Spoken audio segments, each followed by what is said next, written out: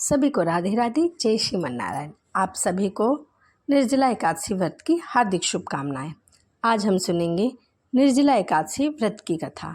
तो आइए मन में लक्ष्मी नारायण का ध्यान करते हुए कथा को सुनते हैं। युधिष्ठिर ने कहा, हे जनार्दन, ज्येष्ठ मास के शुक्ल पक्ष में जो एकादशी पड़ती है उसका क्या नाम है? कृपया उसका वर्णन कीजिए।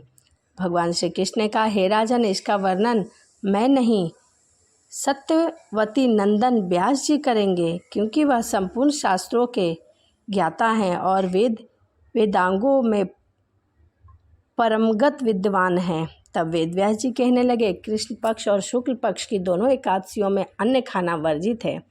द्वादशी के दिन स्नान करके पवित्र हो और फूलों से भगवान केशव की पूजा करो।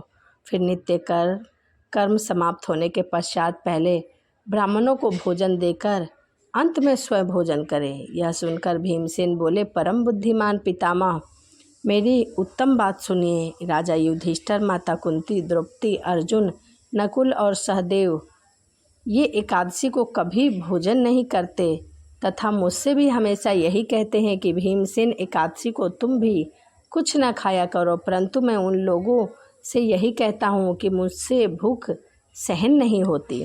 भीमसेन की बात सुनकर व्यास जी कहा, यदि तुम नरक को दूषित समझते हो और तुम्हें स्वर्गलोक की प्राप्ति अभिष्ट है और तो दोनों पक्ष के एकादशी के दिन भोजन नहीं करना चाहिए। भीमसेन बोले, महाबुद्धिमान पितामह, मैं आपके सामने सच कहता हूँ, मुझसे एक बार भोजन करके भी व्रत नहीं किया जा सकता, तो फिर उपवास करके मैं कैसे रह सकता हूँ? मेरे उदर में वृक नामक अग्नि सदा प्रज्वलित रहती है। अंत जब मैं बहुत अधिक खाता हूँ तभी यह शांत होती है। इसीलिए महामुनि, मैं पूरे वर्ष में केवल एक ही एकादशी का उपवास कर सकता हूँ, जिससे स्वर्ग की प्राप्ति सुलभ हो तथा जिसके करने से मैं कल्याण का भागी हो सकूँ। ऐसा कोई एक व्रत निश्चय करके बताइए, मैं उसका यथोचित रूप से पालन करूँगा। व्यास जी कहने लगे कि भीम, ज्येष्ठ मास में सूर्य वृष राशि पर हो या मिथुन राशि पर शुक्ल पक्ष में जो एकादशी आती है उसका यत्न पूर्वक निर्जल व्रत करो। केवल कुल्ला या आचमन करने के लिए मुख में जल डाल सकते हो, उसको छोड़कर किसी प्रकार का जल विद्वान पुरुष मुख में ना डाले, अन्यथा व्रत भंग हो जाएगा। एकादशी को सूर्य उदय से लेकर दूसरे दिन के सूर्य उदय तक मनुष्य जल का त्याग करे और व्रत पूर्ण करे।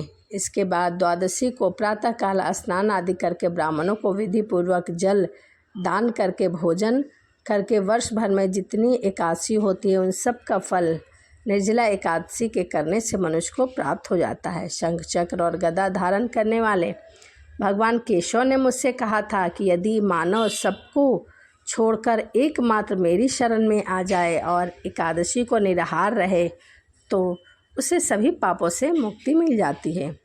एकादशी व्रत करने वाले पुरुष के पास विशाल काया, विकराल आकृति, काले रंग वाले पाशधारी भयंकर यमदूत नहीं जाते। अंतकाल में पीताम्बरधारी सौम्य स्वभाव वाले, हाथ में सुदर्शन चक्र धारण किए हुए और मन में वेगशाली विष्णुदूत आखिर इन वैष्णव पुरुष को भगवान विष्णु धाम में ले जाते हैं। अतः निर्जला एकादशी को पूर्ण रूप से उपवास रखना चाहिए। श्रीहरि का पूजा करना चाहिए। स्त्री हो या पुरुष, यदि उसने मेरु पर्वत के बराबर भी महान पाप किया हो तो वह इस एकादशी के प्रभाव से सभी पाप भस्म हो जाते हैं।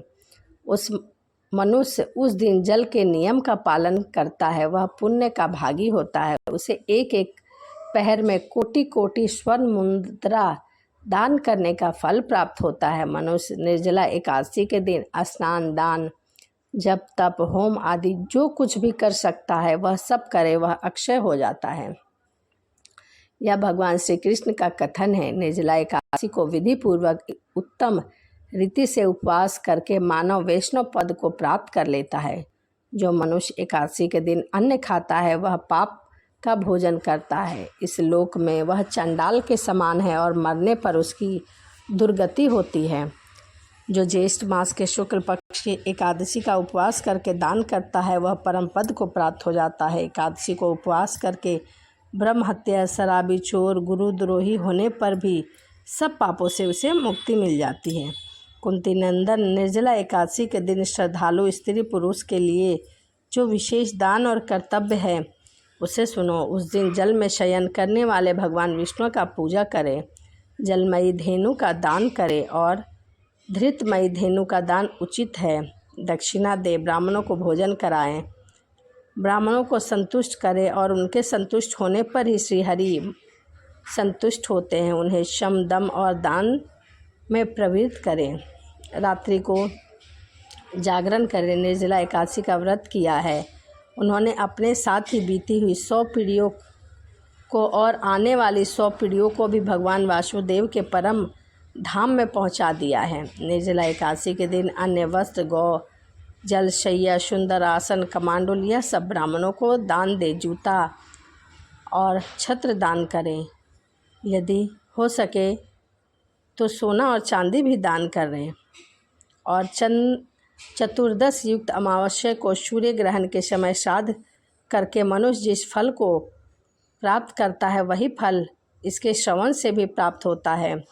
इसीलिए मैं भगवान केशव की प्रसन्नता के लिए एकादशी को निराहार रहकर आचमन के सिवा दूसरे जल का भी त्याग करूँगा। द्वादशी को देवेश्वर भगवान विष्णु का पूजा करना चाहिए। गंध, धूप, पुष्प, सुंदर वस्त्र, फूल आदि सब चढ़ाने के बाद संकल्प करते हुए मंत्रों को बोलना चाहिए।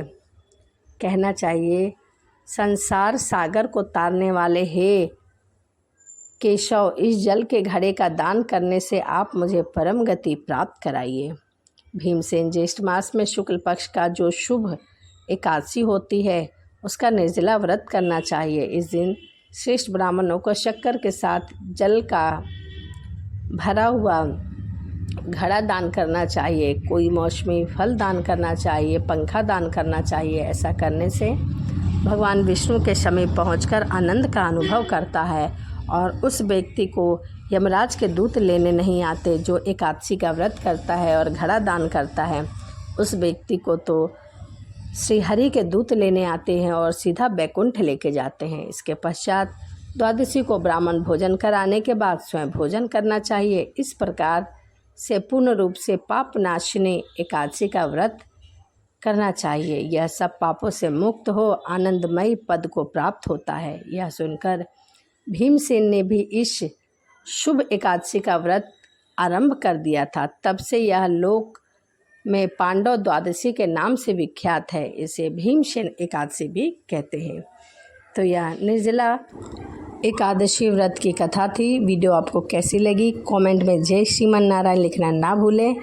और एक छोटी सी रिक्वेस्ट है आपसे, यदि मेरी वीडियो आपको अच्छी लगती हो तो प्लीज़ चैनल को सब्सक्राइब, लाइक ज़रूर करें और कमेंट ज़रूर करें। तो चलिए इसी के साथ वीडियो यहीं समाप्त करते हैं और आपसे मिलते हैं अगली वीडियो में। सभी को राधे राधे, जय श्रीमन नारायण।